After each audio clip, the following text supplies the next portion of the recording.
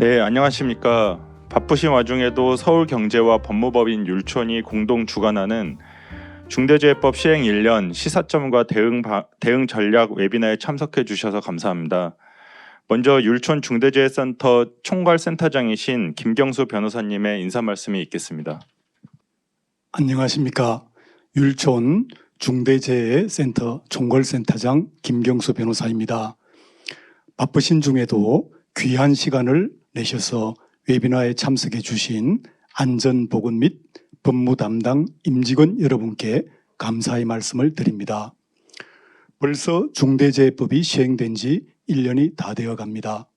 그런데 고용노동부 발표에 따르면 2022년도 3분기 누적 중대재해 사망자 수는 지난해 같은 기간보다 오히려 8명이 많은 510명이라고 합니다.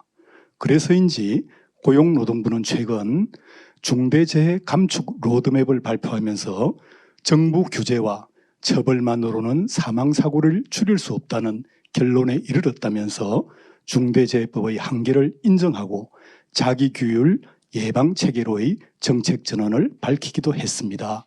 중대재해법의 문제점과 실효성에 대한 논란은 아직도 여전하고 산업 현장에서의 혼란도 줄어들지 않고 있습니다. 이에 서울경제와 법무법인 율촌은 그동안 축적된 현장의 경험과 수사 대응 사례를 통해 추출된 시사점을 공유하고 부족하나마 기업이 궁금해하는 사항에 대해 답변을 드리고자 이 자리를 마련했습니다. 부디 본 웨비나가 좀 더 안전한 산업 현장을 만들려는 각 기업의 노력에 도움이 되기를 기원합니다. 감사합니다. 네, 변호사님 말씀 감사합니다. 웨비나를 본격적으로 시작하기 전에 한 가지 안내 말씀드리면 오늘 웨비나 이후 발표 자료는 참석하신 분들께 이메일로 송부드릴 예정이고 웨비나 영상은 일부 편집 과정을 거쳐서 저희 율촌 중대재해센터 TV 유튜브 방송에 업로드할 예정입니다. 많은 참고 부탁드립니다. 그럼 이제부터 본격적으로 웨비나 발표를 시작하겠습니다. 앞서 김경수 변호사님 인사 말씀처럼 1년간 중대재해법이 시행됐음에도 불구하고 많은 혼란이 있는 것 같습니다. 오늘은 1년간 중대재해 적용 사례를 통한 수사 관점에서 그리고 컴플라이언스 관점에서 시사점을 살펴보고 특히 기업들이 궁금해하는 사전 질의사항을 받았는데 그 질의사항에 답변 드리는 위주로 세미나를 진행하고자 합니다. 그럼 첫 번째 주제로 안범진 변호사님께서 사례를 통해 살펴본 중대재해 발생 시 이슈에 대해서 발표해 주시겠습니다. 안범진 변호사님은 검사 재직 당시 안산지청 차장검사 등을 역임하시면서 다수 산업재해 사건을 담당하셨고 2019년 8월 율촌에 합류하신 이후에도 여러 가지 중대재해 사건, 산업안전 사건들을 담당하여서 이에 대한 풍부한 전문 지식과 수사 경험을 보유하고 계십니다. 안범진 변호사님 발표 부탁드립니다. 예, 안녕하십니까. 법무법인 율촌의 안범진 변호사입니다. 예, 올 1월 27일 중대재해처벌법이 처음 시행되었고요. 벌써 10개월이 넘어섰고 이제 연말을 향해서 달려가고 있습니다. 올해를 마무리하는 의미에서 그간의 중처법 시행 경과 등을 점검해 볼 필요가 있다고 평소 생각하고 있었는데요. 다행히 이런 좋은 기회가 있어서 발표하게 됐습니다. 네, 자료 부탁드립니다. 저는 중대재해 발생 시 어떠한 법률적 이유가 발생하는지 검찰 사건 처리 사례를 통해서 정리를 해봤습니다.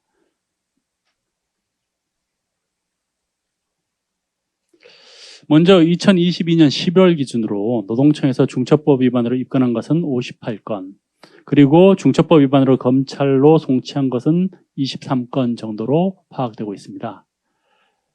그리고 검찰에서 중처법 위반으로 법원에 기소한 것은 2022년 11월 30일 기준으로 6건이고요. 현재 불기소는 1건으로 확인되고 있습니다. 이하에서 한 건씩 좀 나눠서 설명드리도록 하겠습니다. 중처법 위반 최초 기소는 2022년 6월 27일에 있었습니다. 창원 소재 에어컨 부품 업체인데요. 유해 물질이 포함된 세척제를 사용함에도 국소 배기 장치 설치 미비 등으로 독성 간염 증상을 발병케 했다는 것이고, 중처법상 의무 위반 유형으로는 유해 위험 요인 확인 개선 절차, 관리 감독자 업무 수행 평가 기준을 마련하지 않았다는 겁니다. 그런데 같은 날 중처법 위반 첫 불기소도 있었습니다. 김해 소재 자동차 부품 업체인데 미흡하지만 중처법 위반으로 처벌할 만한 정도의 의무 불이행은 없었다는 취지로 불기소가 되었습니다. 첫 번째 기소 이후 상당한 시간이 경과되고 그 이후에 2022년 10월 19일 두 번째 중처법 위반 두 번째 기소가 있었습니다. 창원 대구 공장 신축 공사 현장에서 하청 근로자가 사망한 사건을 중처법 위반으로 기소한 사건인데요.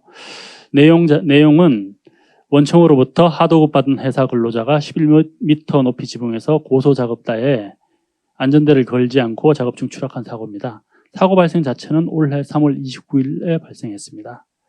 중처법상 의무 위반 유형으로는 안전보건 경영 방침, 유해 위험 요인 확인 개선 절차, 안전보건 관리 책임자 등 업무 수행 평가 기준, 하도급 업체 안전보건 조치 준수 여부 판단 기준과 절차를 마련하지 않았다는 이유입니다.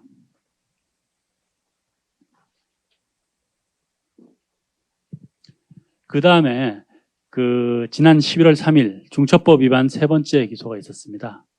한꺼번에 두 건 기소됐습니다. 물론 기소한 검찰청은 각 다른 검찰청입니다. 한 건은 창원지검 통영지청에서 기소를 했고요. 또 한 건은 창원지검 마산지청에서 기소를 한 사건입니다. 먼저 경남 고성 소재 선박수리업체 사례를 말씀드리겠습니다. 올해 2월 19일 날 사고는 발생했고요. 내용은 선박수리공사 중에 하청업체 근로자가 작업 중 추락 방호망, 안전대 부착 설비가 설치되지 않은 10m 통로에서 추락한 사고입니다. 중처법상 의무 위반 유형으로는 안전보건관리 책임자 등 업무 수행 평가 기준, 종사자 의견 청취 개선 절차, 하도급 업체 안전보건관리 비용 기준을 마련하지 않았다는 이유입니다. 두 번째로는 경남 함안 소재 철강 제조업체 사례입니다. 올해 3월 16일 날 사고는 발생했습니다. 내용은 철강 제조 공장에서 설비 보수를 하도급 받은 협력업체 근로자가 크레인에서 떨어진 방열판에 충격된 사고입니다. 이 건은 특이하게도 8년째 원청에 상주하면서 작업을 하고 있었던 사례입니다. 중처법상 의무 위반 유형으로는 안전보건관리 책임자 업무 수행 평가 기준, 하도급 업자의 산업재해 예방을 위한 조치 능력과 기술에 관한 평가 기준을 마련하지 않았다는 겁니다. 그리고 지난 11월 30일 의정부지검 고양지청에서 한꺼번에 두 건의 중처법 위반 기소를 했습니다. 먼저 요양병원 증축공사 현장에서 일어난 사고입니다. 사고는 올해 5월 14일 날 발생했고요. 말씀드린 바와 같이 11월 30일 기소됐고요. 내용은 원청으로부터 철골 공사를 하도급 받은 회사 근로자가 안전대 없이 5층에서 앵글을 옮기던 중에 추락한 사고입니다.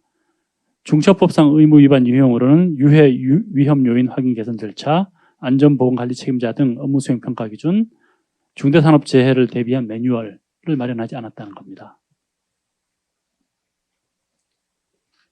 두 번째로는 올해 3월 9일 발생한 사고인데요. 고양 소재 상가 신축공사 현장에서 발생한 사고고요. 내용은 원청으로부터 철근 콘크리트 공사를 하도급 받은 하청업체 소속 근로자가 크레인에서 떨어진 철근, 무게가 190kg 정도 되는 철근에 충격된 사고입니다. 중처법상 의무 위반 유형으로는 유해 위험 요인 확인 개선 절차, 안전보건관리 책임자 등 업무 수행 평가 기준, 하도급 업자의 산업재해 예방을 위한 조치 능력과 기술에 관한 평가 기준을 마련하지 않았다는 겁니다. 이상으로 중처법 시행 이후에 현재까지 기소된 총 6건의 검찰 사건 처리를 모두 일별해 봤습니다. 그러면 다음으로는 구체적으로 이 기소 내용을 좀 나눠서 어떤 의무 위반 유형으로 기소가 됐는지, 그 과정에서 문제된 법률적 이슈가 뭐였는지 그걸 좀 살펴보도록 하겠습니다. 먼저 문제된 중처법상 의무 위반 유형을 살펴보면 중처법 제4조 1호 안전보건 경영 방침이 마련 안 되었다는 이유로 1건, 시행령 4조 3호 유해 위험 요인 확인 개선 절차를 마련하지 않았다는 이유로 4건, 그리고 시행령 4조 5호 남목, 안전보건관리 책임자 등의 업무 수행 평가 기준을 마련하지 않았다는 이유로 가장 많은 6건이 기소됐습니다. 조금 의외이긴 합니다. 저희가 중첩법 시행 초기에 가장 좀 걱정하고 또 문제가 많이 될 거라고 생각하고 초기에 또 수사에 초점을 뒀던 부분은 유해 위험 요인 확인 개선 절차가 돼 있느냐 안 돼 있느냐 이거였거든요. 근데 막상 현재까지 기소된 사례를 보면 안전보건관리 책임자 업무 수행 평가 기준이 가장 많이 문제되고 있습니다. 향후 좀 잘 살펴봐야 될 것 같습니다. 그리고 시행령 4조 7호 종사자 의견 청취 개선 방안을 마련하지 않았다는 이유로 1건, 시행령 4조 8호 중대산업재해를 대비한 매뉴얼을 만들지 않았다는 이유로 1건, 그리고 시행령 4조 9호 가나 다 목이 있는데요. 하도급 업자의 산업재해 예방을 위한 조치 능력과 기술에 관한 평가 기준, 하도급 업자 안전보건관리 비용에 관한 기준, 하도급 업체의 안전보건 조치 준수 여부 판단 기준과 절차를 마련하지 않았다는 이유로 합계 4건이 기소됐습니다. 다음으로는 주로 어떤 쟁점이 법률적으로 이슈가 됐는지 살펴보겠습니다. 먼저 인과관계가 문제되는 경우가 상당히 있었습니다. 아까 전에 말씀드린 바와 같이 지난 6월 27일 최초의 중첩법 기소가 있었지만 동시에 같은 날 최초의 중첩법 위반 혐의 없음이 있었거든요. 김해 소재 자동차 부품업체 사례인데요. 취지는 안전보건에 관한 종사자의 의견 청취, 유해 위험 요인 확인 개선 절차, 재해 예방 필요 예산 편성 등 법에서 정한 안전보건관리 체계를 구축해서 미흡하지만 중첩법 위반으로 처벌할 정도의 의무 불이행은 없었다는 취지입니다. 즉 인과관계가 부정된 것으로 파악됩니다. 그런데 지금 검찰에서 처분한 건 아니고요. 인과관계가 없다는 이유로 내사 종결된 사례는 좀 더 있습니다. 이 내사 종결은 검찰의 지휘를 받아서 노동청에서 하는 것이기 때문에 검찰이 사건을 직접 처리하는 것은 아니고 노동청에서 처리하는 사건이거든요. 근데 예를 들자면 부산 소재 아파트에서 옹벽 청소 중에 추락한 경비원 사례, 서울에서 분뇨 수거 작업자가 사망한 사례 등에서 이 사고 발생 과정이 좀 이례적이긴 합니다. 사고 발생 과정이 이례적이라서 경영 책임자가 사고 위험을 미리 짐작하고 통제하기는 어려웠을 것이라는 이유로, 즉 경영 책임자의 안전보건 확보 의무 위반과 중대재해 사이에 인과관계를 인정하기 어렵다는 이유로 내사 종결된 사례들이 좀 확인되고 있습니다. 두 번째로 문제가 됐던 것은 CSO가 경영 책임자에 해당하는지 여부가 문제됩니다. 사실 이 건도 시행하기 전부터 무척 관심이 많았던 내용이지 않습니까? 경남 고성 소재 선박수리업체는 CSO를 선임해 뒀었습니다. 그리고 수사 과정에서 CSO가 경영 책임자다라는 주장을 했었습니다. 그런데 검찰은 CSO가 아닌 대표이사가 안전보건 확보에 대한 실질적, 최종적 결정권을 행사한 사실이 확인됐다고 판단해서 원청 대표이사를 기소를 했었습니다. 그런데 현재 CSO를 선임했다는 이유로 대표이사의 책임이 없다는 이유로 다투는 사례가 다수 있거든요. 그래서 좀 더 물론 살펴봐야 되고요. 그렇지만 여태까지의 검찰 사건 처리례를 보면 CSO를 선임했다고 해서 막바로 대표이사가 책임이 없다? 이렇게 볼 수는 당연히 없을 거고요. 대표이사가 책임을 면하려면 상당한 자료와 상당한 수준의 그 법률적 변론 같은 것이 필요해 보입니다. 세 번째로 원청에 대해서도 책임을 물을 수 있는지 봅니다. 중첩법 시행 이전에는 원청 현장 소정이 산업법 위반으로 주로 처벌됐고 원청 대표이사는 처벌되지 않는 것이 보통이었지 않습니까? 근데 중첩법 시행 이후에 원청 대표이사가 안전보건 확보 의무를 위반했다는 이유로 지금 기소되고 있는 상황이고요. 그렇지만 현재 수사 중인 사건에서 원청 대표이사에게 책임을 물을 수 있는지 여부에 대해서 다투어지고 있는 사례가 상당히 또 많습니다. 향후 검찰 사건 처리례를 조금 더 추적해서 살펴봐야 할 것 같습니다. 예, 이상입니다. 감사합니다. 예, 안범진 변호사님 감사합니다. 기소 사실을 통해서 시사점을 말씀을 들었는데 저희가 사실 이제 중대재해법 시행 초기에 1호 사건이 누구인지에 대해서 관심이 굉장히 많았는데 1, 2, 3호 사건은 아직까지 기소가 되지 않았고 지금 이제 기소된 소수의 사건들은 이제 어떻게 보면은 언론에서 크게 이슈가 되지 않은 그런 사건들입니다. 그래서 이 부분 이런 기소 사례가 어떤 안전보건 관리 체계가 어느 정도 갖춰져 있는 회사에 있어서 얼마나 참고가 될 수 있는지에 대해서는 논란의 여지는 있는 것 같습니다. 그럼에도 지금 기소 사안을 통해 가지고 우리가 어떻게 대비할지를 참고할 수 있는 것 같습니다.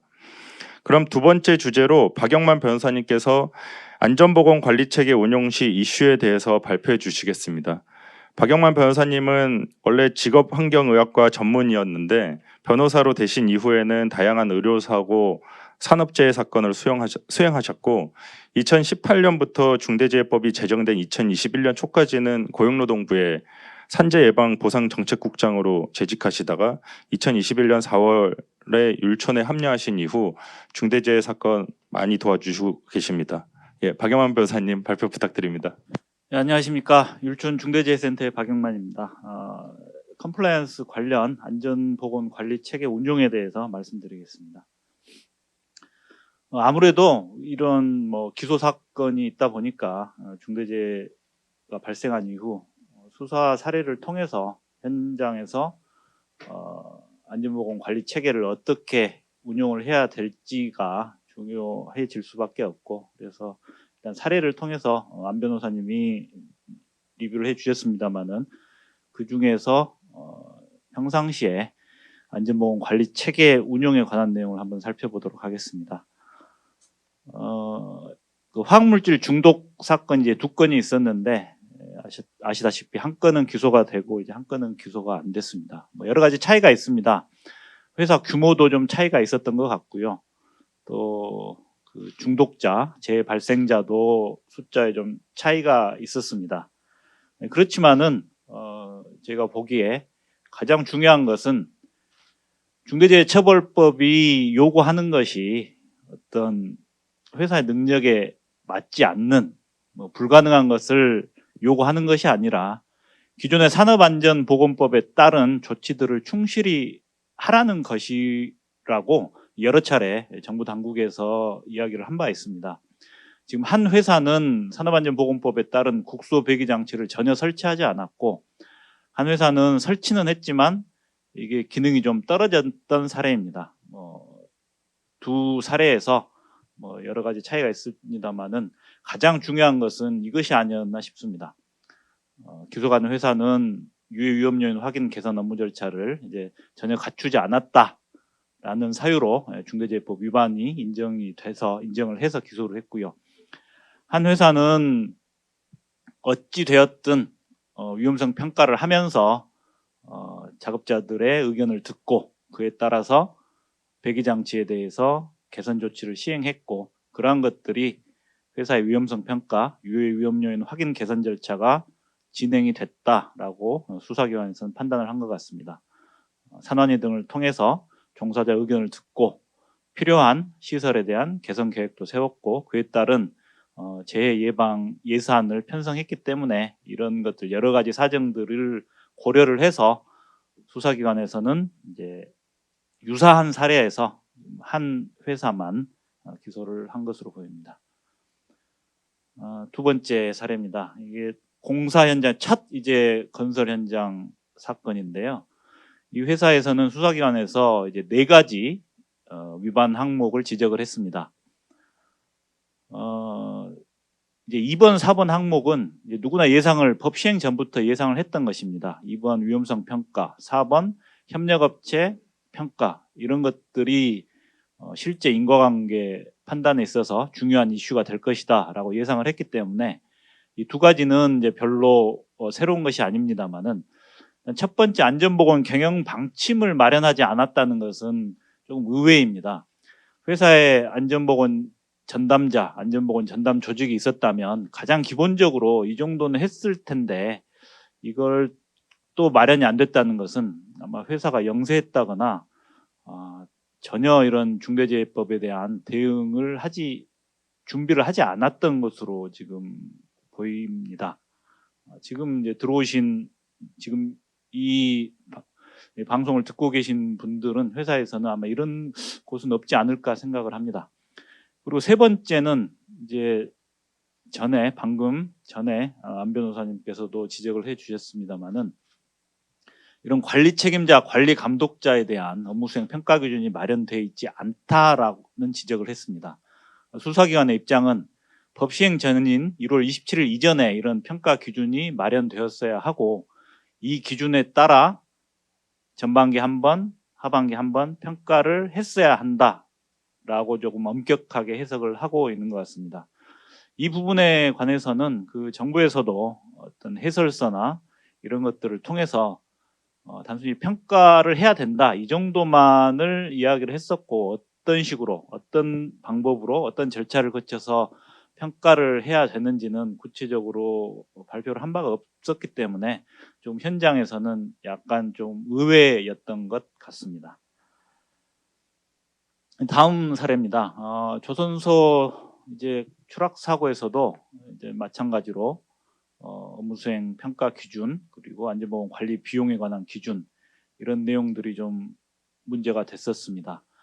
산안법상의 산업안전보건관리비 관련해서 법률에는 건설과 조선업에서는 이런 안전보건관리 비용에 관한 기준을 마련하고 산업안전보건관리비를 계상을 해서 집행을 해야 된다 이런 규정이 있습니다만은 실제 하위 규정인 고시에서는 건설업에 대해서만 이런 안전보건 산업안전보건관리비에 대한 내용이 구체적인 기준이 마련되어 있었고 조선업에 관해서는 기준이 없었습니다. 그래서 아무래도 조선업에서 이런 관리 비용에 관한 기준 마련해서 좀 준비가 부족하지 않았나 싶습니다. 네 번째도 역시 이제 관리 책임자에 대한 평가 기준 마련 관련해서 수사기관에서 위반이라고 판단을 했습니다. 앞에서도 계속 말씀드렸습니다만은 특히 아까 그 일부 회사에서는 CSO가 경영 책임자라는 주장을 했는데도 수사기관에서는 그걸 받아들이지 않고 대표이사 CEO가 조직 인력이라든가 예산에 관해서 최종적인 의사 결정을 했다라고 해서 CEO를 경영 책임자로 입건해서 기소를 했습니다. 정부 담당자들이 이제 올해 여러 차례 이제 세미나라든가 토론회에서 어떤 경우에 CSO를 경영 책임자로 인정을 할 수 있을 것인가라는 어떤 나름의 기준에 대해서 약간 언지를 한 게 있습니다. 보면은 최소한 개별 사업장의 관리 책임자인 현장 소장이나 공장장 등에 대해서 이 사람들이 안전보건에 관한 의무를 제대로 이행하지 않았을 경우에 어떤 인사권이라든가 징계권에 대해서 징계권을 CSO가 행사할 수 있어야 되고 행사했어야 되고 또한 동시에 한편으로는 위험한 현장이라든가 공정에 대해서는 CSO가 직접 보고 혹은 어떤 보고를 받았을 때 실질적으로 작업 중지를 할 수 있는 권한이 있어야 되고 또 세 번째로는 협력업체 선정 시에도 어떤 계약 상대방이라든가 금액, 공사 기간 등에 관해서 실질적인 권한을 행사할 수 있어야 이러한 CSO를 경영 책임자로 볼 수 있겠다라고 이야기를 하고 지금까지 수사하는 과정에서 CSO가 경영 책임자라고 주장하는 회사 중에서 이 정도 기준을 충족하는 회사는 없었고 그래서 거의 대부분 CEO를 경영 책임자로 입건해서 수사 중이라고 합니다. 다음으로 이제 평가에 관한 문제입니다. 관리 책임자와 관리 감독자를 평가를 하는 것을 지금 이제 중요하게 이제 수사기관에서 보고 문제를 삼고 있는데 6건 모두 이런 평가에 관한 내용이 들어간 것은 이제 선회하자면 이제 정부에서 산안법을 현장에서 운용을 할 때 가장 중요한 게 인적 안전보건 관리 체제, 관리 책임자, 관리 감독자, 안전관리자, 보건관리자로 이어지는 산안법상 관리 체제를 잘 운용하는 게 중요하고 그러기 위해서는 경영 책임자, 최고 경영진이 이 사람들에게 권한을 주고 또 실제로 업무 수행을 잘 하는지 제대로 평가하고 그에 상응하는 조치를 하라는 것으로 볼 수도 있을 것 같습니다.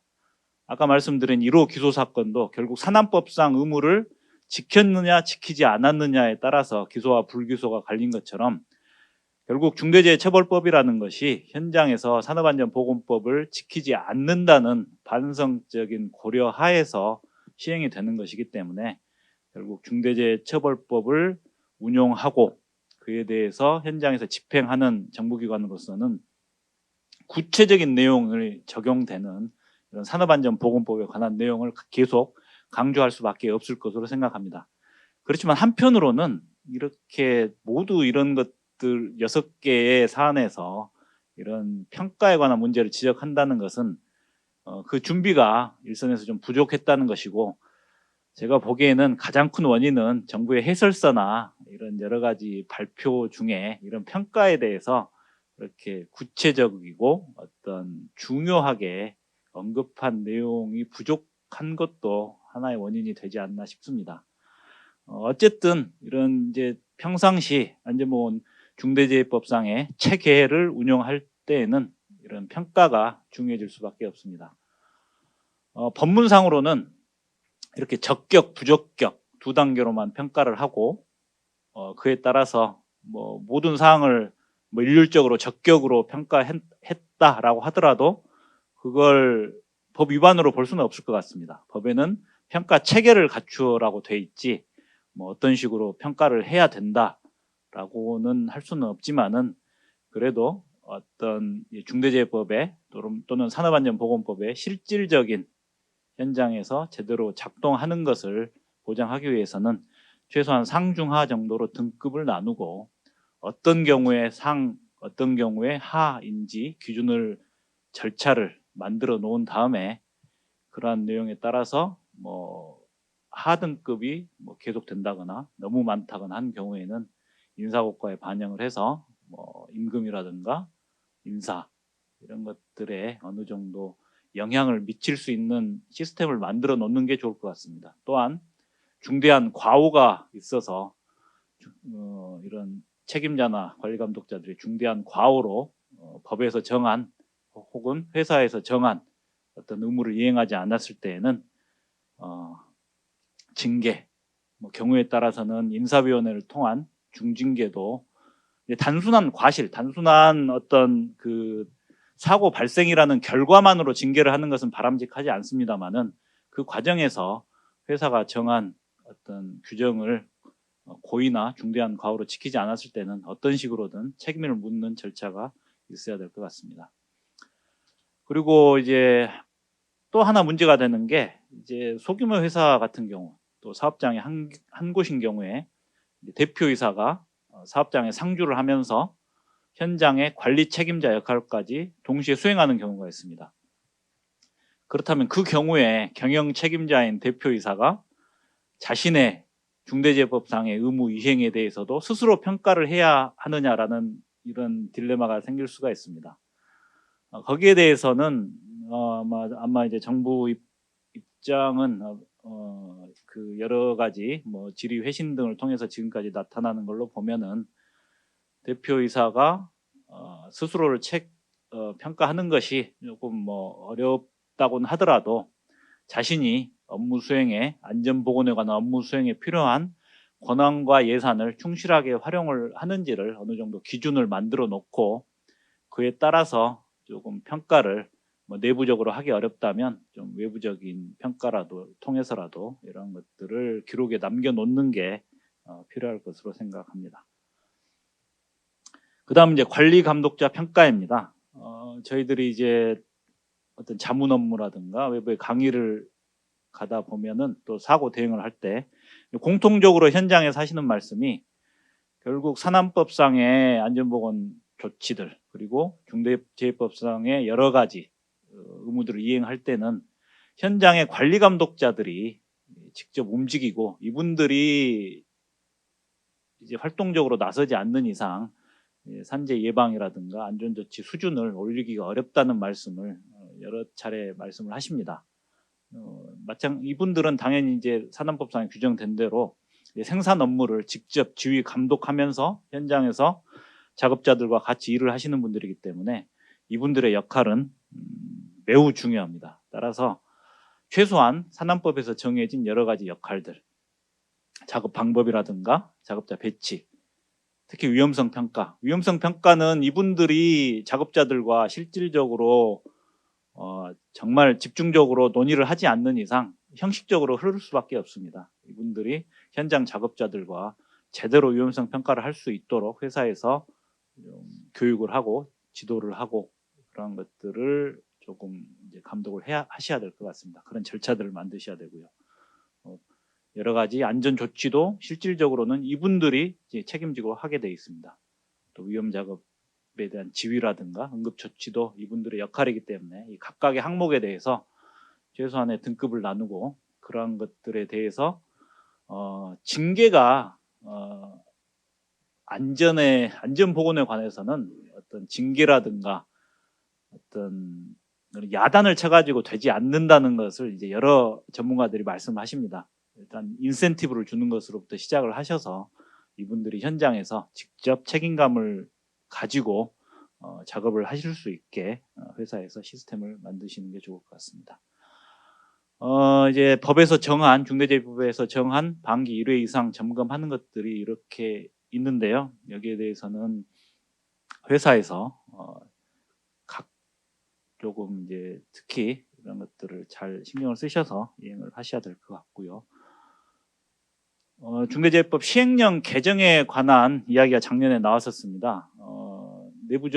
정부 내부적으로 아마 개정을 하겠다고 방향을 정하고 언론을 통해서도 그 내용들이 여러 차례 조금 흘러나왔었는데요. 거기에 대해서는 이제 안전보건 관계 법령을 맨 처음 중대재해법 해설서에서 들었던 10개 항목 정도로 10개 법령 정도로 좀 한정을 하는 것이 있고 안전보건 예산 편성 집행의 기준이라든가 안전보건 목표 경영 방침도 산안법에 따른 이사회 보고나 승인을 한 경우 중대재해법상 의무를 이행한 것으로 보자라는 내용이 들어 있었다고 하고 또 이제 협력업체 평가에 관해서도 산안법 61조에 적격 수급인 선정 의무가 있기 때문에 그 절차를 거치면 되는 것으로 하자라고 했다고 하는데 이러한 것들은 물론 이제 산안법 61조는 이제 합의 규정이었기 때문에 시행령이나 시행 규칙에서 그런 것들을 추가적으로 만들어야 될 것 같긴 합니다. 지금 이 시행령 개정이 여러 가지 이제 사건 사고가 계속되면서 시행령 개정보다는 중대재해 감축 로드맵 발표로 지금 정책 방향이 좀 약간 바뀐 것 같은데 시행령 개정하는 이 내용들은 어떻게 보면은 이게 어떤 법률을 완화하는 차원이 아니라 현장에서 작동 가능하고 예측 가능하게 하는 것이기 때문에 최소한 이 내용들은 시행령 개정을 통해서 빠른 시일 내에 좀 실행이 돼야 할 것으로 생각합니다. 그리고 마지막으로 이제 최근에 이제 발표된 중대재해 감축 로드맵은 이제 Q&A에서 다룰 것으로 알고 있습니다만은 그 내용들이 처벌 요건을 명확하게 한다는 점에서 또 그 중대재해법상의 가장 중요한 것 위험성 평가와 재발 방지 대책 위주로 어떤 중대재해법이라든가 산업안전보건법 운영의 방향을 바꾸겠다고 이야기를 했기 때문에 현장에서는 이제 예측 가능하고 오히려 업무의 범위를 조금 더 명확하게 할 수 있어서 이 방향대로 간다면은 중대재해법이라든가 산업안전보건법을 현장에서 운용하시기에 많은 도움이 될 것으로 생각합니다. 이상입니다. 예, 감사합니다. 그러면 지금부터 Q&A 세션을 시작하도록 하겠습니다. 저희가 사전에 질의를 많이 받았는데요. 100여 개 이상의 상당한 많은 질의를 해주셨습니다. 그 중에서도 이제 최대한 많은 질문에 대한 답변을 포함할 수 있고, 그리고 저희 율촌 중대재해센터 전문가들이 중대재해처벌법 관련 컴플라이언스나 뭐 중대재해 수사 대응에 있어서 경험한 것들을 최대한 공유할 수 있는 질문을 9개 정도 선별해 보았습니다. 이 9개 질문에 대해서 5명의 전문가분들께서 해당 질의에 대한 답변을 해주시도록 하겠습니다. 그러면 우선 첫 번째 질의는 고용노동부에서 22년 11월 30일에 배포한 중대재해 감축 로드맵에 대한 것입니다. 해당 로드맵에 대해서 유의하여야 할 주요 내용이라든지 어떠한 변화가 예상이 되고 거기에 따라서 기업이 취하여야 하는 대책 등에 대해서 질문을 주셨습니다. 해당 답변은 정지영 고문님께서 말씀드리도록 하겠습니다. 정지영 고문님은 고용노동부에서 약 27년 이상 근무하시면서 근로기준정책관 및 노사협력정책관 등 주요 요직을 경험하셨고 부산지방고용노동청장을 마지막으로 고용노동부를 떠나서 2018년에 율촌에 합류하셨습니다. 율촌에서는 노동과 산업안전 분야에서 많은 도움을 주고 계십니다. 정지원 고문님 부탁드리겠습니다. 예, 안녕하십니까. 정지원입니다. 고용노동부에서 많은 준비 과정을 거쳐서 지난 11월 30일 중대재해 감축 로드맵을 발표했습니다. 감축이라는 그 이름에서 나오고 로드맵이라는 이름이 나오듯이 지금 정부가 마치는 2026년까지 사망률을 낮추겠다라는 이제 어찌 보면 좀 굉장히 좀 무리하다 싶을 정도의 그 수치를 목표를 세우고 그를 위해서 달려가겠다는 그런 의지가 분명하게 보이는 내용입니다. 감축 범위는 현재 0.43인데 만인율로 만 명당 사망률을 보면 2026년이 되면 0.29로 낮추겠다라는 굉장히 이제 반 이상의 큰 하나의 이제 감축 목표를 세우고 있습니다. 로드맵을 이해하기 위해서는 큰 네 가지 이제 파트로 나누어지는데 가장 중요한 것은 역시 1번 파트입니다. 이제는 정부가 일일이 찾아다니기가 어려워서 기업이 우선적으로 기업의 노사가 중심이 돼서 산재를 중대재해를 좀 예방해 줬으면 좋겠다. 그 중심 예방하기 위한 가장 핵심적인 도구는 위험성 평가이다 라는 부분이고 재발 방지도 물론 포함되어 있습니다. 그리고 중소기업에서 50인 미만에서 역시 이제 사망재해 80% 이상이 나고 있고 그 업종별로 보면은 건설업과 제조업이 거의 뭐 3분의 2 이상을 차지하고 있고 제 유형을 보면은 뭐 추락과 끼임, 부딪힘이 이제 60% 이상 그리고 하청에서 한 40% 이상의 그 사고 유형에 맞추어서 맞춤형 어찌 보면 처방을 하겠다는 이제 내용을 담고 있습니다. 이 예방하기 위해서 그러면은 노사가 같이 뭐 사용자가 이끌어가고 뭐 근로자는 따라가고 이런 게 아니라 같이 해야 되는데 특히 이번에 눈여겨볼 부분은 근로자들이 실질적으로 안전보건에 대한 책임과 의무를 다해야 된다라는 부분이 하나의 좀 그 명시적으로 그 밝혔다는 점은 한번 눈여겨볼 부분이 있습니다. 또한 거버넌스와 관련해서 이와 같은 노사가 자율적인 예방 체계를 갖추어 꾸려 나간 데 있어서 정부, 고용노동부와 산업안전공단은 어떠한 뭐 인적, 물적 시스템을 갖춰야 되느냐라는 그리고 중앙정부와 지방정부의 협업은 어떻게 가져갈 것인가에 대한 내용으로 담겨져 있습니다. 한 파트로 보면 역시 이제 제일 뭐 비중으로 보면은 뭐 1번 이제 위험성 평가 중심의 이제 자율 체계가 가장 핵심인데 이를 뒷받침하기 위한 산업안전보건법 그리고 안전보건 기준 규칙 그리고 중대재해처벌법 등에 대한 법령과 기준 그리고 고용노동부의 집행 관행도 바꿔야 한다. 정기감독은 어떻게 바꾸겠다는 내용이 포함되어 있습니다. 예, 다음 페이지 한번 부탁드립니다. 시사점은 자율체계라는 말은 어찌 보면 산재 예방 5개년 계획 중에 예전부터 3차부터 계속적으로 나왔던 내용인데 이번에는 정말로 중심으로 이제 두었다 이렇게 보면 됩니다. 현재는 정부가 단일한 산업안전보건 법령에 따른 지켜야 될 내용들을 사업장에 배포하고 사업장은 그걸 지키느냐 지키지 못했느냐를 이제 바라보는 데 있어서 이제는 정부가 단일 기준은 조금 핵심 사항으로 좀 줄이고 각 기업별 특성에 맞게끔 나머지 부분을 이제 채워서 스스로 지켜달라 이런 취지로 이해하시면 됩니다. 쉽게 얘기하면 지금은 이제 어떤 회사에 정부가 매일매일 이제 들여다보면서 내가 준 내용 알고 있지 이거 어기면 안 돼라고 내가 계속적으로 지켜볼 거야.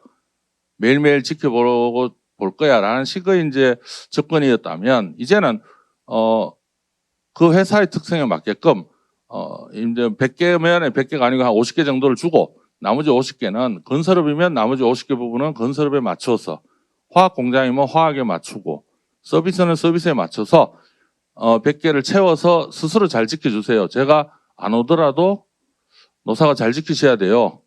대신에 사고 나면 알죠. 이런 식의 이제 좀 여지가 좀 남아 있는 자율로 느껴집니다. 토대가 된 부분들은 역시 이제 로드맵의 정부 발표에서 포함되어 있듯이 영국의 로벤스의 이제 보고서, 전직 영국의 장관님의 이제 이름으로 딴 보고서인데, 1970년대에 이제 영국의 이제 가장 지금 벤치마킹하고 있는 나라는 역시 영국을 이제 느껴집니다. 그리고 S중공업의 우리나라의 판결 등을 본다면 이제는 더 이상 정부가 단일 기준을 가지고 어떤 규율하고 효과를 보기는 어렵다.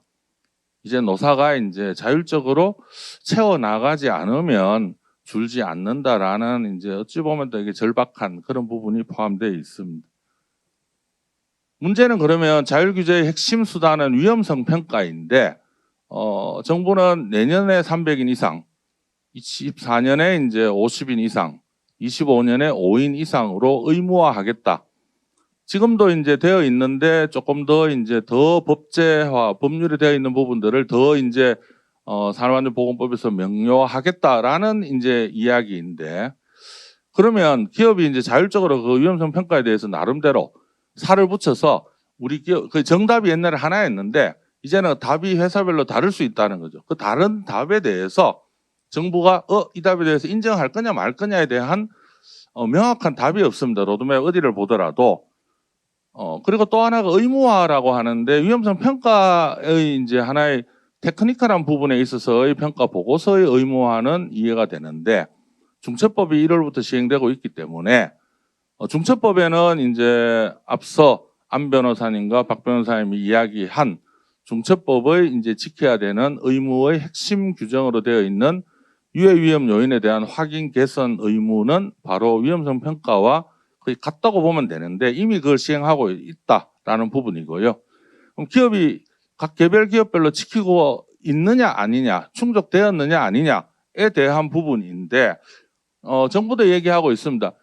미이행, 지키지 않은 경우에는 뭐 할 말이 없는데, 부적정한 경우에는 어떻게 할 거냐, 굉장히 단호하게 조치하겠다는 건데, 적정과 부적정에 대해서 그러면은 그 현장을 이제 감독하는 근로감독관, 그리고 산업안전공단의 이제 전문가들이 적정성 여부에 대한 그 기준을 어떻게 또 세워야 될지, 왜냐하면 산안법을 곧바로 의율하게 되고, 산안법 위반이냐 아니냐에 따라서 중처법의 위반이냐 아니냐로 연결되는 부분이기 때문에 좀 법 준수 여부에 대한 판단은 조금 더 좀 불확실한 상황으로 놓여져 있다. 물론 정부가 조금 그걸 채워주리라고 기대는 하고 있습니다.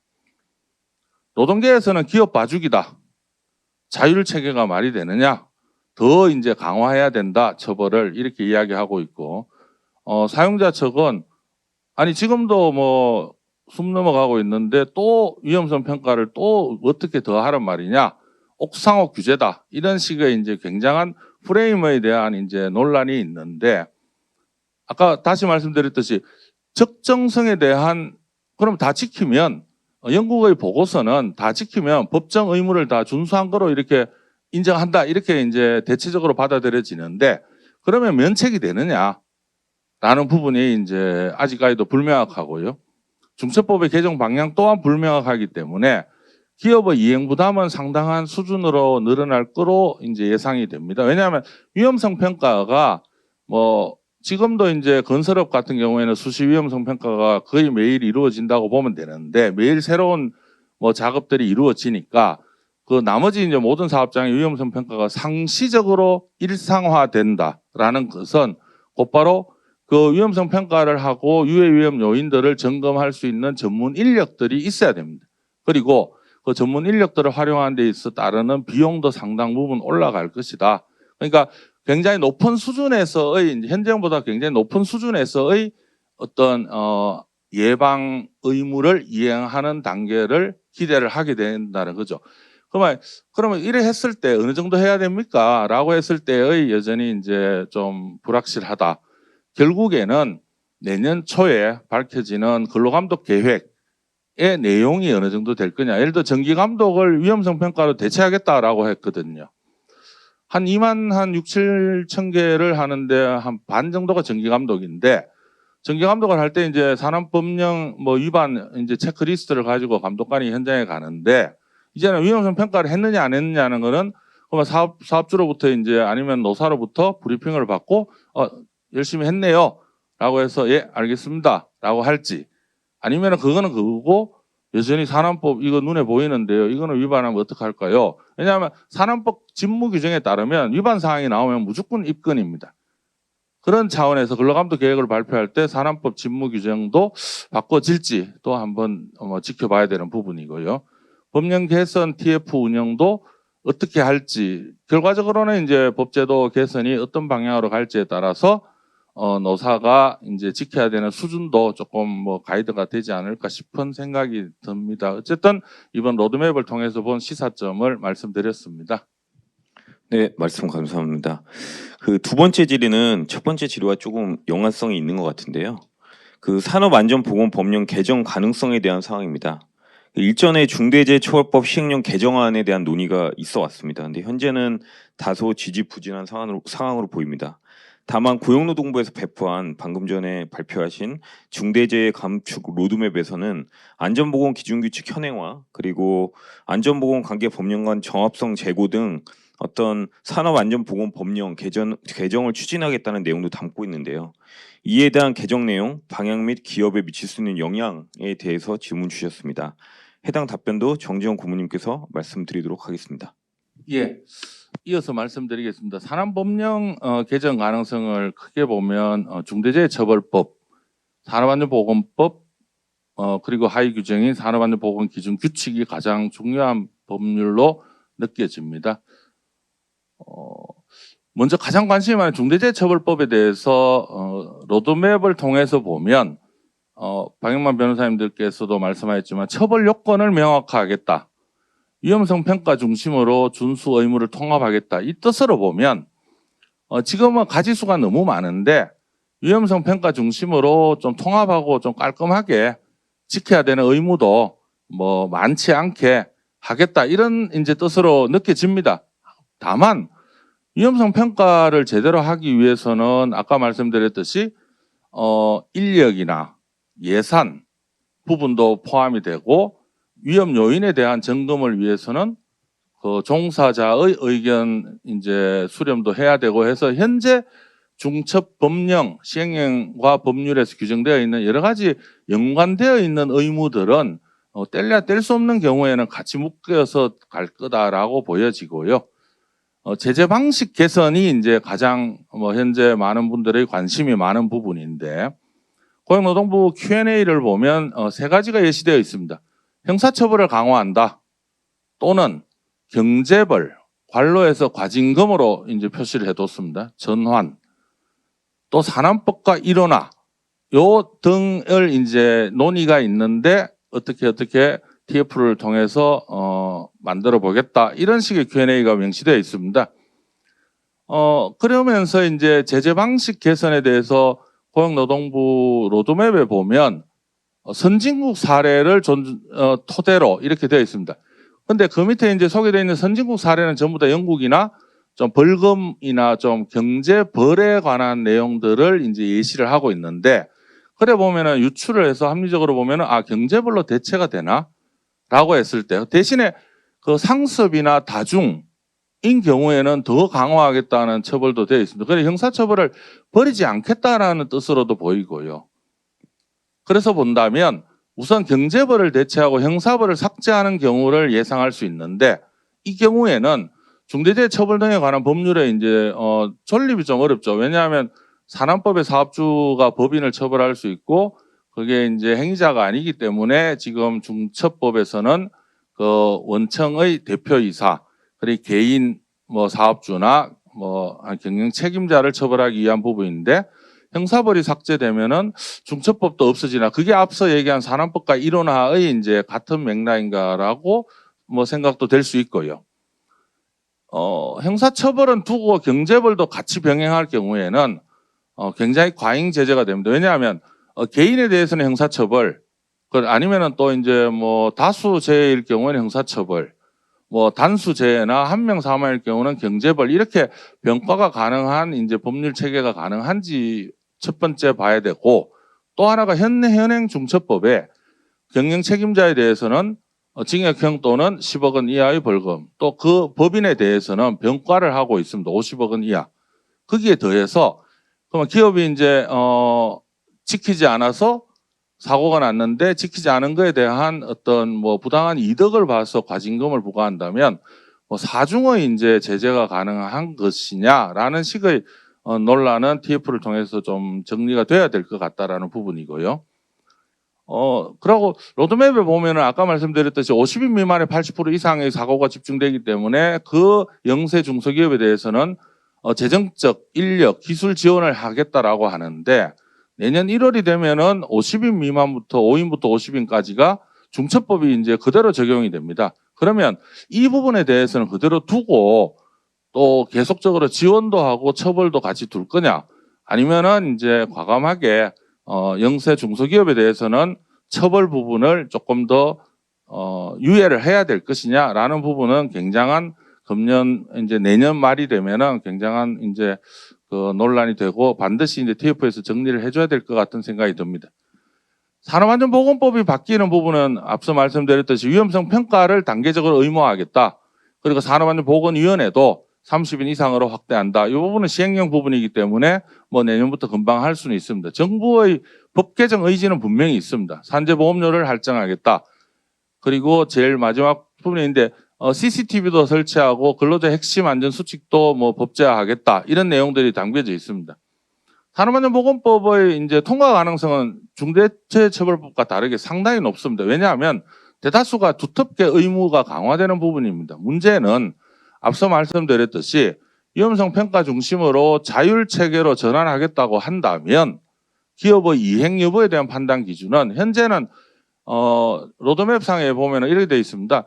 열심히 한 경우에는 수사 자료에 참조해서 나중에 이제 뭐 송치나 기소나 아니면 재판 과정에서 뭐 양형의 고려가 될 수 있도록 한다라고, 이렇게 조금은 좀 뭐 낮은 단계의 이제 이야기가 되어 있는데, 그만 뭐 검찰의 이제 송치 이제 수사 의견 이제 수사 결과 보고서에 뭐 이 회사는 열심히 했습니다. 그러면 사고가 났네요. 이렇게 한 줄을 넣겠다는 그런 뜻인데, 그 정도 가지고는 저는 기업이 노사가 그 법 개정, 법 준수 의지는 더 좀 약하다고 보여지고, 그러려면 아예 38조를 이제 면책할 수 있는 적용 기준도 산안법에 필요하지 않느냐라는 게 이제 생각이고, CCTV 설치와 근로자들이 이걸 꼭 해야 돼요. 하지 않으면 근로자가 징계받거나 제재받아요. 라는 식의 이제 내용을 표준 그 안전관리 지침을 규정을 두겠다라는 게 정부의 계획인데, 굉장한 이제 뭐 노사관계에 따라서 굉장한 논란이 있고, 그러면 이게 취업규칙이라면 이게 변경할 때 이게 불이익인가? 안전이 더 두터워지는 거는 이익이 아닌가? 그럼 근로자에 대해서는 제재가 들어간다면 불이익일 것이다. 이게 굉장히 하나의 부분인데, 이건 뭐 다른 영역에서 다룬다 하더라도 근로자가 이걸 지켜야 됩니다라는 게 산안법에 들어가는 경우는 굉장히 이제 그 하나의 변화이기 때문에 이 변화에 대해서도 한번 좀 TF 논의 과정을 지켜봐야 된다는 부분이고요. 가장 큰 이제 물리적으로 형식적으로 가장 큰 작업이 필요한 부분은 이제 산업안전보건기준 규칙입니다. 처벌 규정과 예방 규정으로 이제 구분을 하겠다는 건데, 그러면 처벌 규정에 산안법이 이제 670개 조항이 있는데, 그 중에 반드시 지켜야 되는 강행 규정과 그 처벌 규정과 예시 규정을 두고, 예시 규정은 안 지켜도 된다. 그러면 고시나 기술 가이드로 대체하겠다는 건데, 그러면 산안 기준 규칙에서 뺄 거냐, 빼든 넣든 저는 빼야 한다고 생각한다는 건데, 근데 처벌 규정을 적용하는 데 있어서 예방 규정은 예를 들어 뭐 추락 방호 조치를 하여야 한다라는 거는 처벌 규정인데, 추락 방호 조치를 어느 정도까지 뭐 안전 난간대를 어느 정도까지 해야 될 거냐, 몇 센치의 두께로 해야 될 거냐라는 거는 하나의 예방 규정이라면, 그 처벌 규정을 적용하는 데 있어서 법 위반이냐 아니냐를 판단하는 데 있어서 절대적으로 고시나 기술 가이드가 그 백업을 하는 형태로 가버리면 결과적으로 예방 규정 또한 처벌 규정을 위한 뭐 또 처벌 규정이다라는 식으로 된다면 오히려 정부가 당초에 세운 로드맵의 목적이 퇴색될 부분이 있기 때문에 이 부분에 대해서는 분명하게 노사에게 예방 규정이다. 그러면은 지키는 게 아니고 그냥 가이드입니다. 라는 식의 입장을 분명히 해줬으면 좋겠다는 그런 바람을 말씀드리면서 제 얘기는 마치겠습니다. 네, 말씀 감사합니다. 예, 다음으로는 이제 세 번째 질의입니다. 세 번째 질의는 중대재해처벌법이 시행이 이제 거의 1년이 지난 현 시점에서 어느 정도 규모 있는 기업들은 안전보건 관리 체계를 다 갖추었을 텐데요. 근데 이러한 기업들에서 만약에 중대재해가 일어났을 때 과연 어떠한 안전업보 의무가 문제가 되고 어떠한 것들이 쟁점이 되는지 그리고 만약에 저희 이제 중대재해센터에서 수사 대응을 많이 하고 있는데 그러한 측면에서 회사에서 미흡하게 혹시 대처한 부분들은 어떤 사례들이 있는지 이런 거에 대한 질문을 주셨습니다. 해당 답변은 김수현 변호사님께서 말씀드리도록 하겠습니다.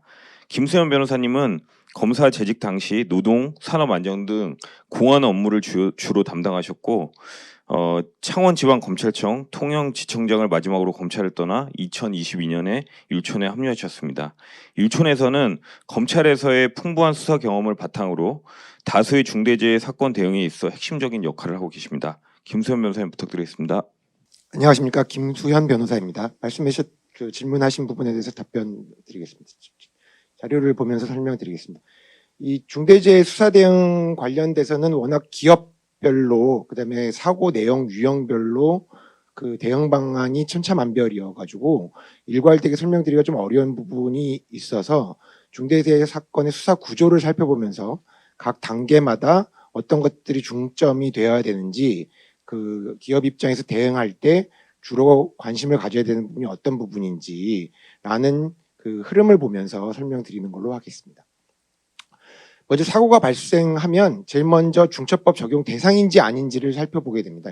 50인 이하라든가, 그 도급 금액이 얼마라든가 이런 그 내용을 놓고 중처법 적용 대상이 된다라는 판단이 있으면 그 다음에 이제 재해 발생 원인에 대한 현장 조사를 하게 되는데 이 재해 발생 원인에 대한 현장 조사는 법 규정이 아직 특정되지 않은 상태에서 사고가 왜 발생했는지 그 원인이 무엇인지를 일단 그 현장에서 살펴본다는 겁니다.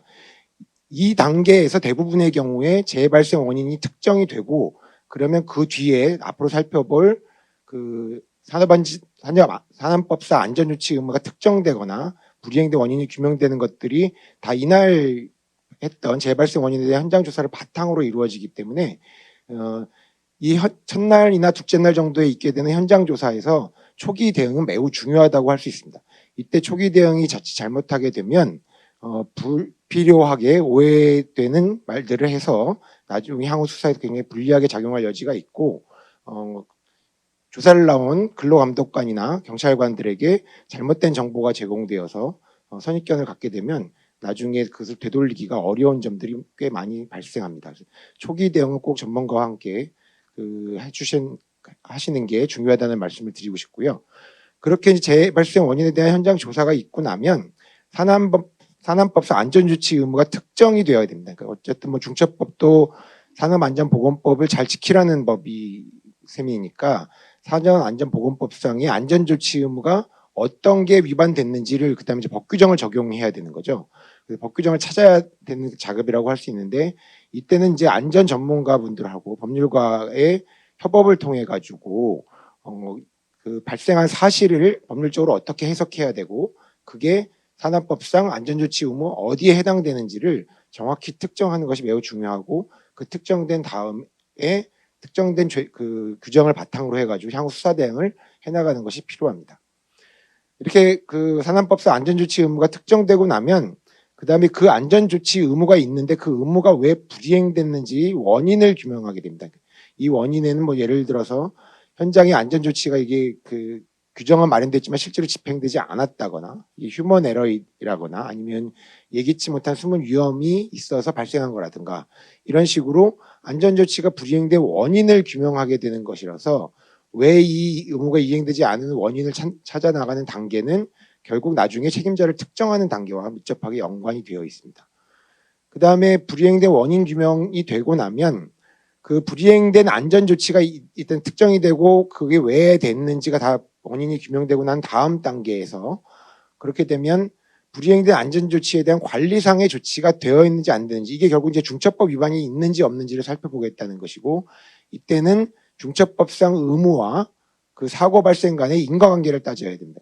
이 인과관계 따지는 부분에 대해서는 아까 사례에서 안범진 변호사께서 설명을 많이 해주셨는데, 요 단계 이제 안전조치가 불이행된 원인을 규명하고 불이행된 안전조치에 대한 관리상의 조치 여부, 중첩법 위반의 인과관계를 따지는 부분에 있어서는 법률적인 대응, 그 전문적인 지식을 갖고 대응하시는 것이 매우 중요합니다.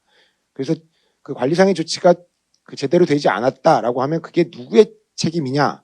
그 뭐 예를 들어 CEO냐, CSO냐, 현장 소장이냐, 아니면 본사냐, 하청업체냐, 이런 책임자를 특정하는 그 관리상의 조치 여부가 제대로 되지 않은 거에 대한 단계, 그 인과관계에 따라서 책임자를 특정하는 단계로 넘어가게 됩니다.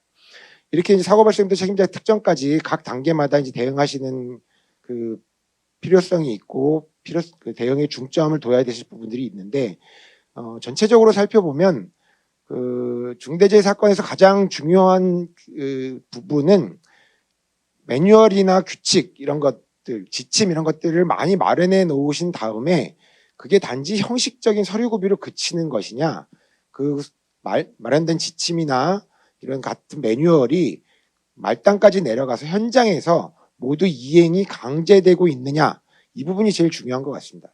그래서 뭐 매뉴얼을 번드르르하게 많이 만들어 놓으셨다 그래서 뭐 다 수사를 빠져나갈 수 있다, 벗어날 수 있다 이렇게 생각하시는 거는 좀 그 오해이실 것 같고, 그 만들어 놓은 서류들과 매뉴얼 지침 등이 현장에서 제대로 이행되도록 관리하시는 것이 중대재해 사건 수사에서 수사의 책임을 벗어나는데 가장 중요한 요소가 아닌가 싶습니다. 예, 요즘 대해서는 이렇게 답변드리겠습니다. 네, 말씀 감사합니다. 그 네 번째 질의는 경영 책임자의 범위에 대한 질문입니다. 해당 사항은 중대재해처벌법 시행 초기부터 상당히 논의가 많았던 그런 쟁점 중에 하나인데요. 특히 일전에 말씀드린 바와 같이 최근 중대재해가 발생한 사업장에서 안전보건 최고 책임자인 CSO가 선임되어 있음에도 검찰이 대표이사를 기소한 사례가 있었습니다. 이러한 측면에서 과연 CEO가 경영 책임자로 인정될 수 있는 것인지, 그리고 CEO를 임명한 경우에도 대표이사가 처벌될 가능성이 높은 것인지에 대한 질의를 주셨습니다. 해당 답변도 김소연 변호사님께서 말씀 주시겠습니다. CSO 부분은 앞에 그 안범진 변호사님께서는 박인면 변호사 두 분이 다 말씀을 하셔가지고 짧게 하고 넘어가도록 하겠습니다.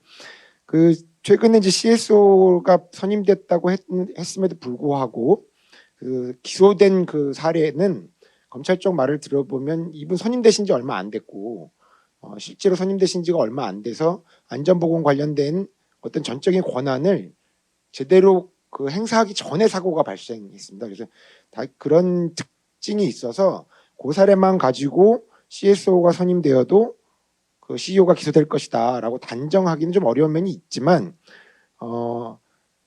전체적으로 봤을 때 앞에서도 말씀해 주셨지만 CSO가 선임됐다고 해서 CEO가 면책될 것이다 100%라고 하는 것은 거의 가능하지 않을 거로 저희는 보고 있습니다. 그러니까 왜냐하면 그렇게 되려면 조직과 인력과 예산 모두에 있어서 사실상 전권을 가져야 되는데, 이게 이제 예를 들어서 예산을 봤을 때 예산에 관한 정권을 갖는다는 것이 그 CSO가 안전에 관련된 예산에 대한 정권을 갖는다. 그래서 편성된 예산이 뭐 1억이면 그 1억을 내가 어떻게 써야 되는지 안전에 관련돼서 라는 거에 정권을 갖는다. 그러면 예산에 대한 정권을 갖는 것이냐 이것이. 그렇게 되지 않는 것이 1억이 예산으로 충분한지 아닌지 문제가 생기거든요. 그러니까 주어진 예산을 어떻게 정권으로 쓸 수 있느냐의 문제가 아니라 안전 확보를 위해서 충분한 예산을 내가 편성할 수 있어야 되는데, 그러면 CEO가 전체 정해놓은 예산이 10억밖에 안 되는데 내가 거기서 안전 예산을 5억 쓰겠다라는 정권을 행사할 수 있느냐? 그렇지는 않을 거란 말이죠. 그렇게 되면 또 CEO가 개입했는지 여부가 문제가 되기 때문에 조직 인력 예산에서 정권을 행사한다는 것은 웬만한 기업에서 사실상 가능하지 않을 것으로 보고, 그렇다면 그 지금 전체적으로 중첩법에서는 실질설, 그러니까 실질적으로 권한이 있느냐 이런 걸 많이 놓고 보는데, 그런 면에서 따진다면 CSO를 임명했다고 해서 완전하게 CEO가 면책되는 경우는 쉽게 마련하기 어렵다라고 보셔야 되지 않을까 싶습니다. 예를 들어서 진짜 중요한 그 요소들로 나중에 CEO가 그나마 책임을 좀 덜 지으려면 뭐 예를 들어서 비토권, 그러니까 계약 그 하도급 계약을 체결했는데 이거 도급 금액 1억 갖고는 저 사람들이 안전 확보 의무를 다할 수 없기 때문에 1억 하시면 안 된다. 1억 5천으로 하셔야 된다 계약을. 이런 비토권을 가질 수 있느냐.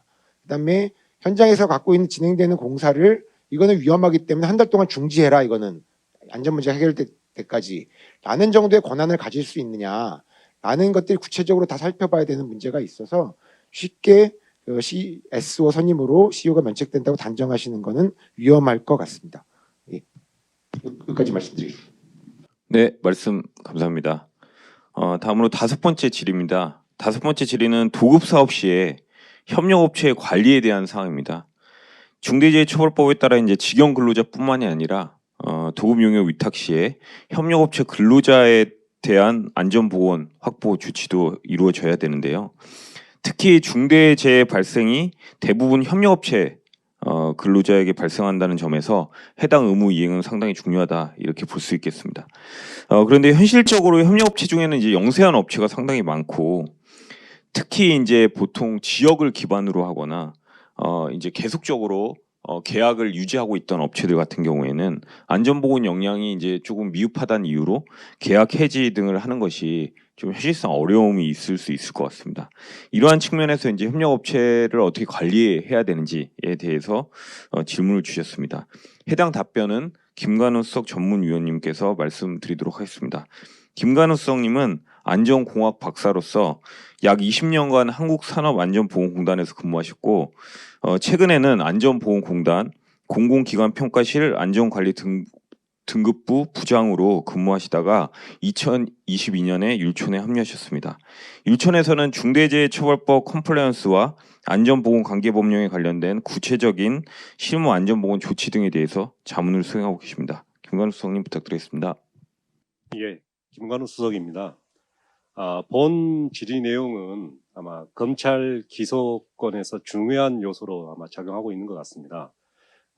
협력업체 도급과 관련해서 협력업체 안전보건 수준 평가 결과 평가 점수가 미흡함에도 불구하고 관련 협력업체를 사용하고 있다가 그 협력업체에서 사망사고가 발생할 경우에 중처법 위반이 되느냐 이와 같은 질문이 있었습니다.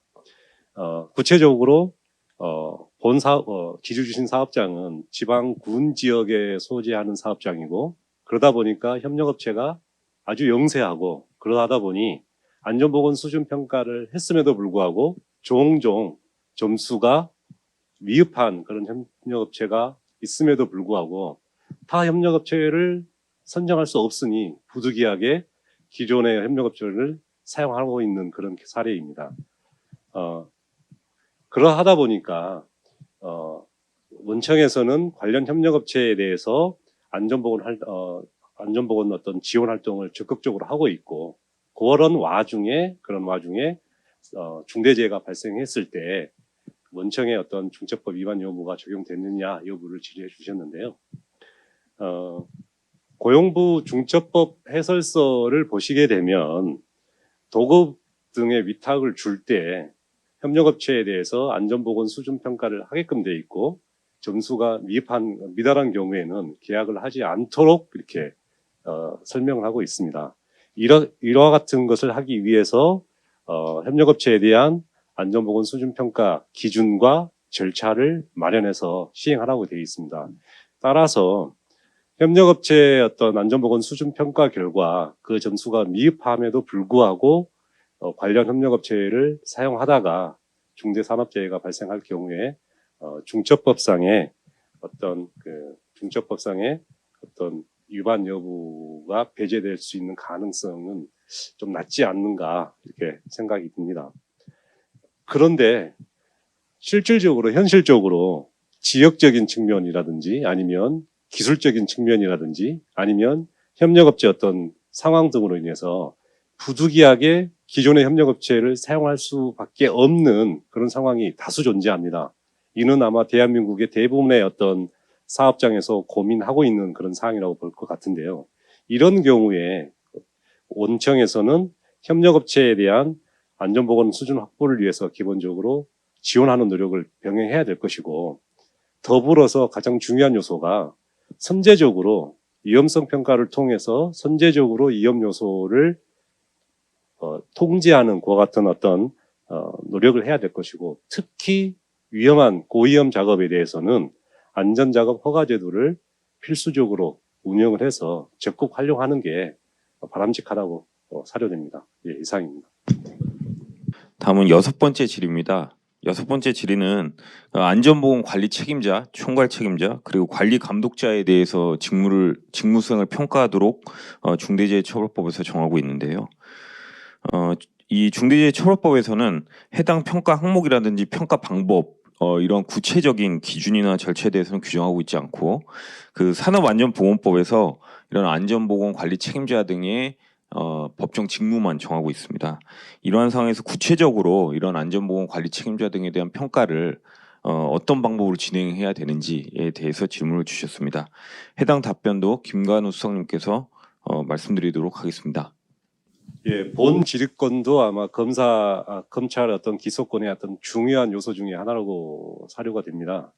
그러니까 안전보건 책임자 등 평가와 관련한 질의인데요.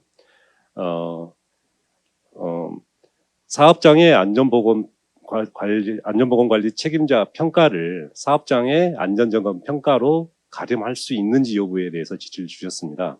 즉 이제 안전보건 관리 책임자 등의 어떤 직무가 사업장 전반의 안전보건 관리 업무를 하는 거니까 안전관리자가 사업장 전반에 대해서 안전점검을 하고 있는데, 그와 같은 안전점검한 그 평가 결과를 안전보건관리 책임자 등에 대한 평가 결과로 가름할 수 있는지 여부를 이렇게 문의를 주셨습니다.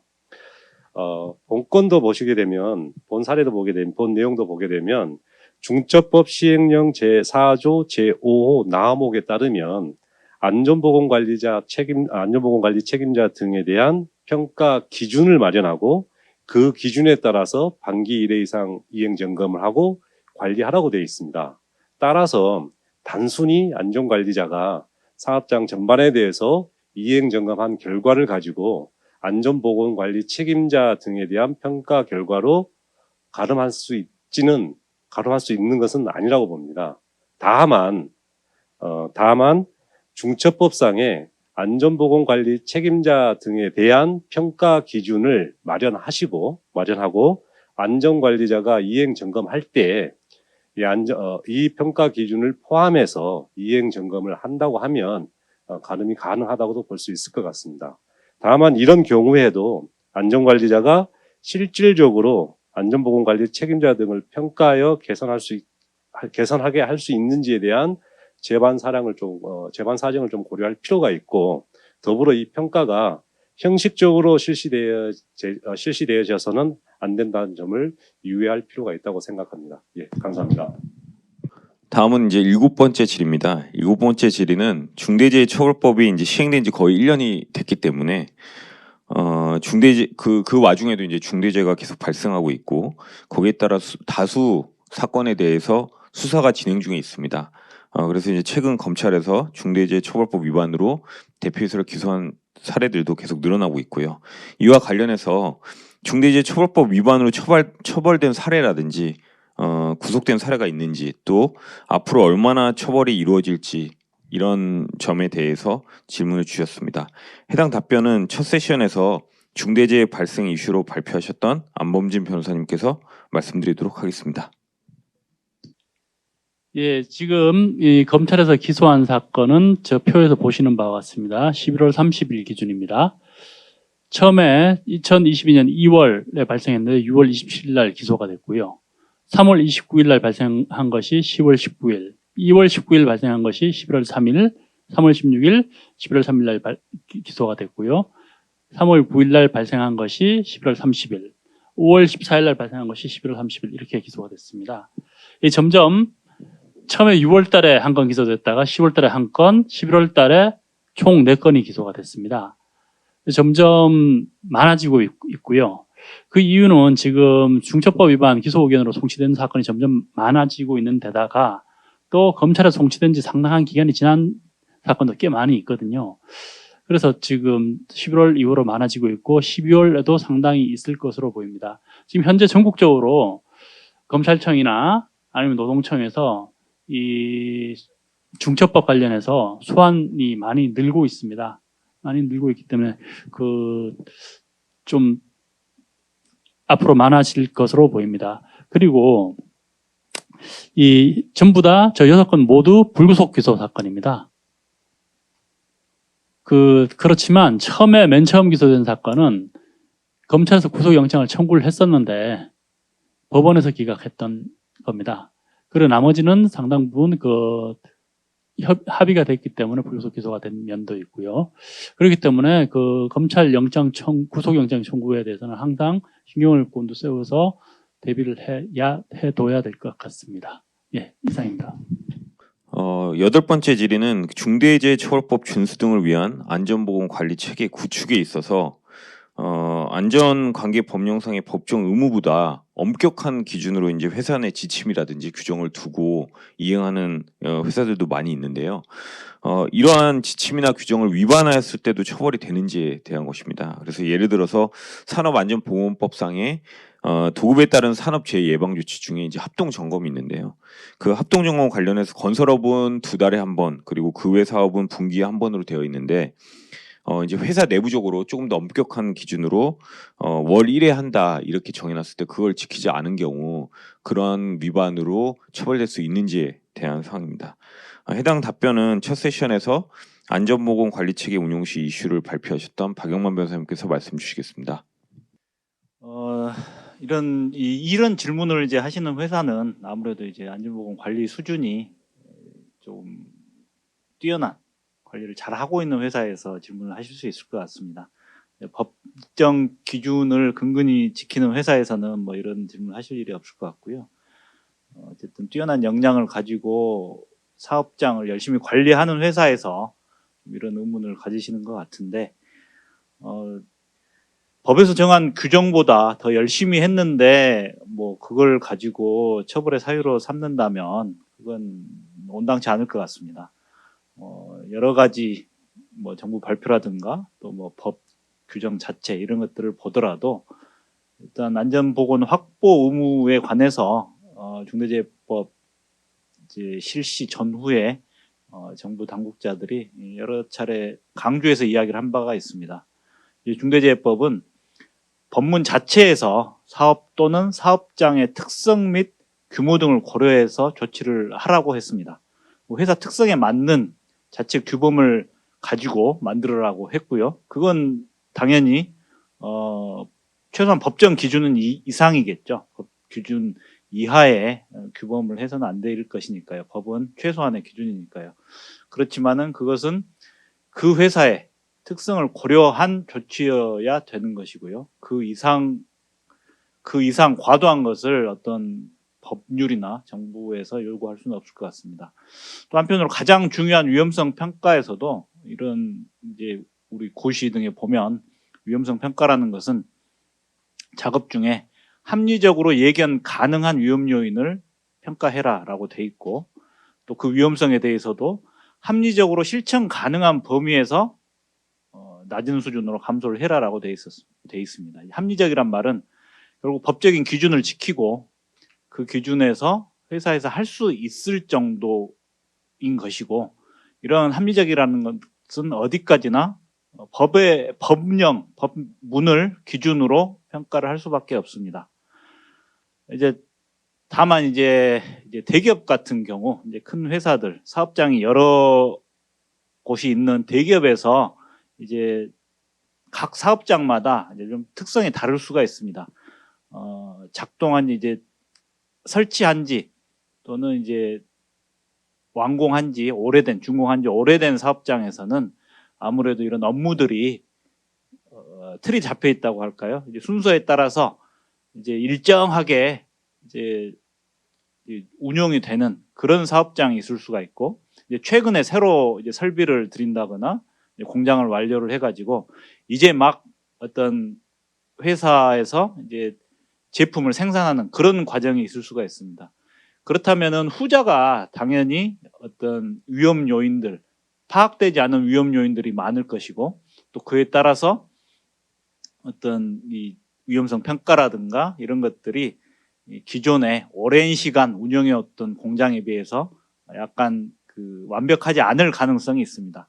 그렇다면 이런 고민을 하시는 회사라면은 이 전자와 후자에 관한 어떤 기준을 약간 차이를 두고 아무래도 새로 운영되는 시설이라든가 이 위험성에 대해서 작업 설비에 대해서 작업자들이 익숙하지 않은 경우에는 이런 것들 조치라든가 이런 것들이 좀 익숙하지가 또 원활하지가 않을 경우가 있습니다. 그렇다면 내부 자체의 규범도 조금 이제 다르게 두시고 거기에 대해서 운영을 하시면 될 것 같고요.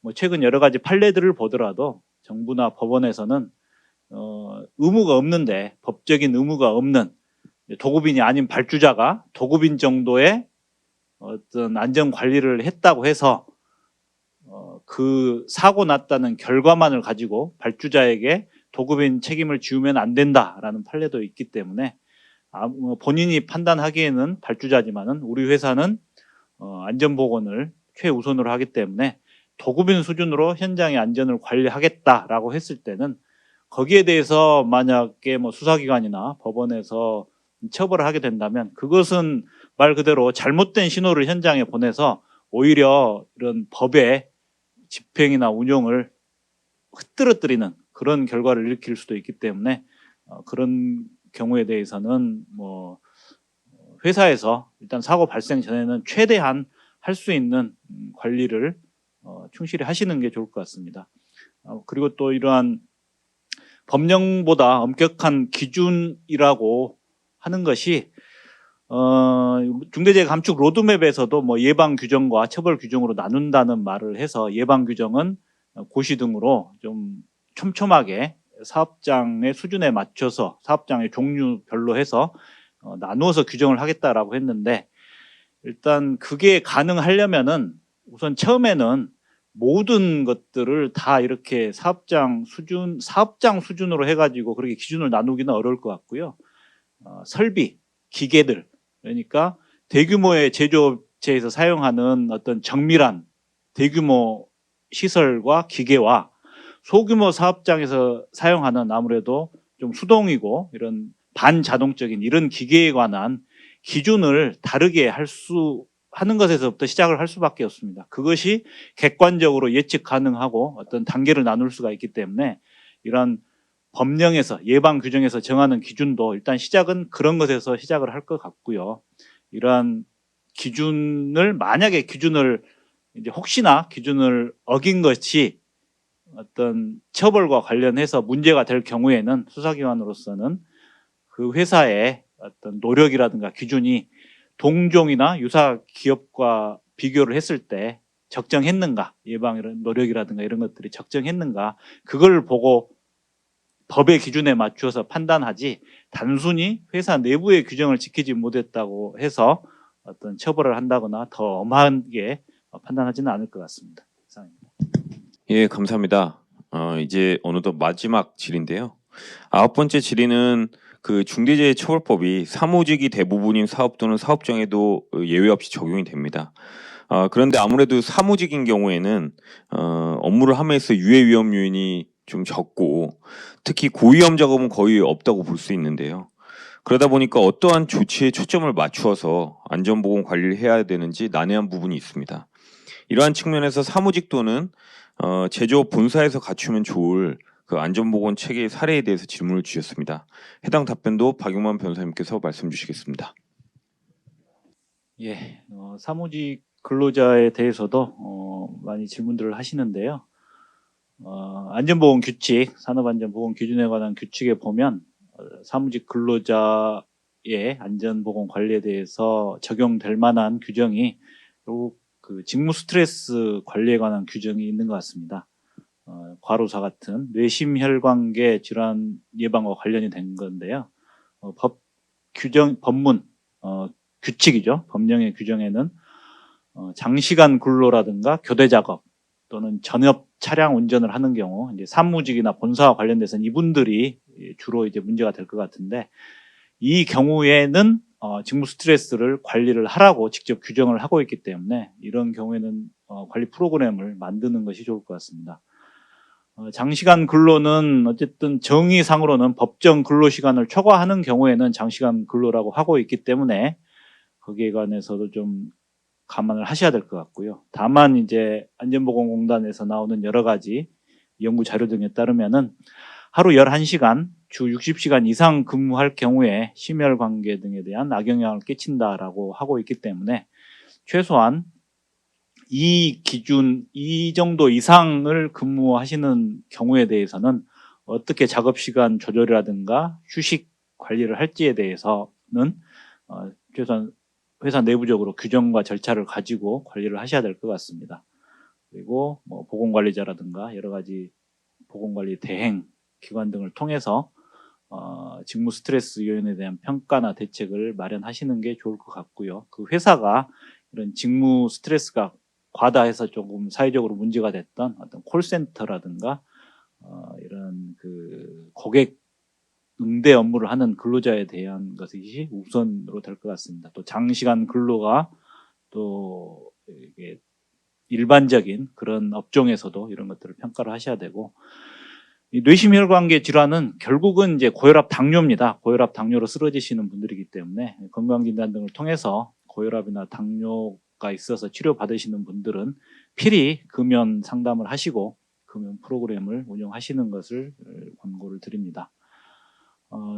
특히 이제 이런 분들 업무 배치할 때 또 건강 문제를 할 때는 건강 검진 결과를 참조를 해서 이제 본인에게도 업무상의 위험에 대해서 좀 설명을 하고 그런 기록들을 남기는 게 좋을 것 같고요.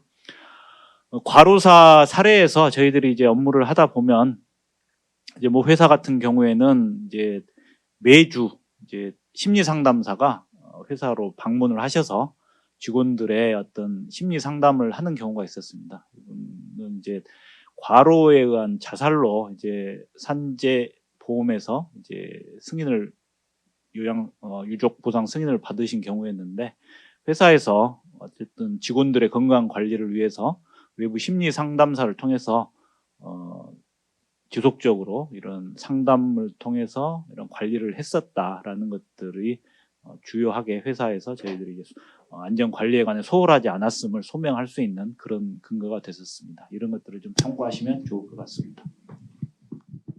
감사합니다. 예, 그럼 이것으로 서울경제와 율촌중대재해센터가 공동 주관한 웨비나를 마치도록 하겠습니다. 모쪼록 기업에서 실무적인 안전보건 체계를 이행하는 데 있어서 큰 도움이 되었으면 좋겠습니다. 이번 웨비나에서는 사전 질의해 주신 사항을 최대한 많이 다루려고 노력했으나 답변드리지 못한 것들도 좀 있습니다. 그래서 이에 대해서는 율촌 중대재해 TV 유튜브 채널에서 별도로 다룰 예정이오니 많은 관심 부탁드리겠습니다. 감사합니다.